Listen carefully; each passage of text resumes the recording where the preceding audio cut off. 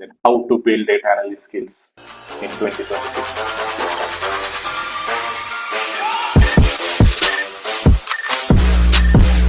जर तुम्हाला कोडिंग येत नाही, नॉन IT बॅकग्राऊंड आहे आणि या जॉब रोलमध्ये यायचं आहे, तर यासाठी सुरुवात कशी करायची, कुठून करायची, कोणते कोणते स्किल्स घ्यायचे याबद्दल आपण आज डिस्कस करणार आहोत. तर या जॉब रोलमध्ये तुम्हाला मिनिमम कोडिंग हे SQL लँग्वेजचं लागतंय. स्ट्रक्चर्ड क्वेरी लँग्वेज ही अतिशय सोपी लँग्वेज आहे, स्ट्रेट फॉरवर्ड असते, यामध्ये खूप मोठं असं लॉजिक लावावं लागतं असं काही नाही. त्यामुळे ही सोपी लँग्वेज आहे की तुम्ही शिकू शकता. Just one language is enough to get into data analyst job role as a non IT people. SQL coding नंतर तुम्हाला सर्वात इम्पॉर्टंट स्किल सेट आहे ते म्हणजे एक्सेल आणि पॉवर BI. येस, एक्सेल येणं तुम्हाला गरजेचं आहे. तर एक्सेल कुठपर्यंत तुम्हाला आलं पाहिजे, तर एक्सेल मध्ये तुम्हाला टेबल्स, तर एक्सेल मध्ये तुम्हाला डेट फॉर्मॅट्स, नंबर फॉर्मॅट्स काय असतात ते कसे आयडेंटिफाय करायचे, तो कसा फॉर्मॅट करायचा, तर डेटामध्ये जर नंबर्स असतील, डेट्स असतील ते कसे फॉर्मॅट करायचे याचं नॉलेज तुम्हाला असणं गरजेचं आहे. तर तुमचा डेटा रॉ फॉर्मॅटमध्ये आला असेल, समजा CSV फाईलमध्ये असेल, तर तो रॉ डेटा जर तुम्हाला अनालाइज करायचा आहे त्यावेळेला तो एका स्ट्रक्चर्ड फॉर्मॅटमध्ये असावा लागतो. त्यासाठी त्यावर तुम्हाला एक टेबल अप्लाय करावं लागतं, जेणेकरून तुम्हाला त्याच्यावरती फॉर्म्युलेज अप्लाय करता येतील, डेटा फिल्टर आउट करता येतील, तो नीट अँड क्लीन दिसेल, so that it is easy to handle.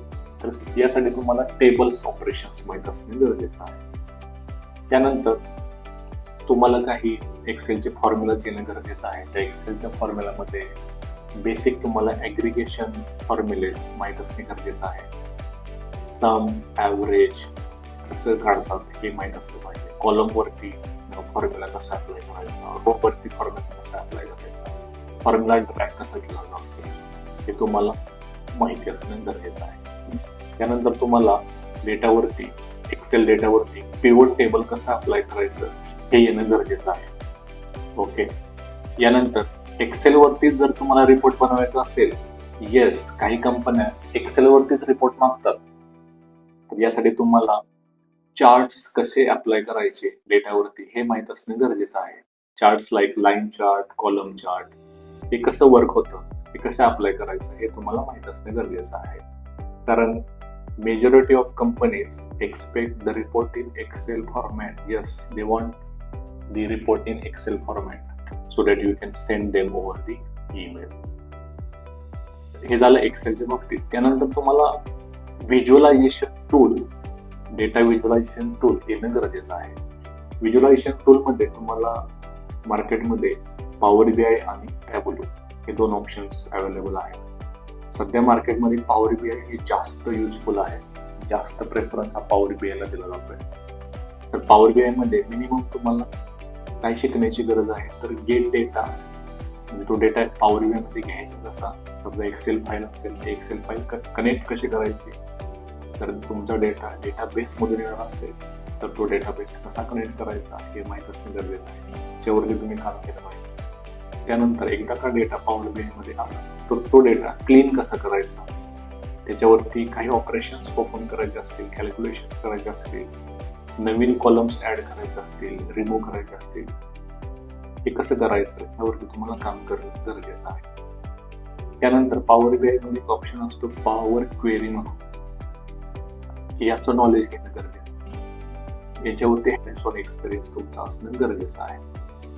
यानंतर पॉवर BI मध्ये फायनल ज्यावेळेला आपण रिपोर्ट बनवतो, डॅशबोर्ड बनवतो, त्यावेळेला काही फील्ड्स ड्रॅग अँड ड्रॉप आपण कसे करायचे हे तुम्हाला वर्क करावं लागेल पॉवर BI साठी. So that's it guys. These are the 3 important skills, SQL, Excel and Power BI.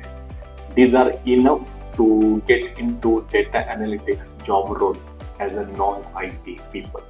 असेच डेटा रिलेटेड व्हिडिओज या चॅनलवरती येत राहतील. त्यासाठी या चॅनलला सबस्क्राईब करा. Thanks for watching.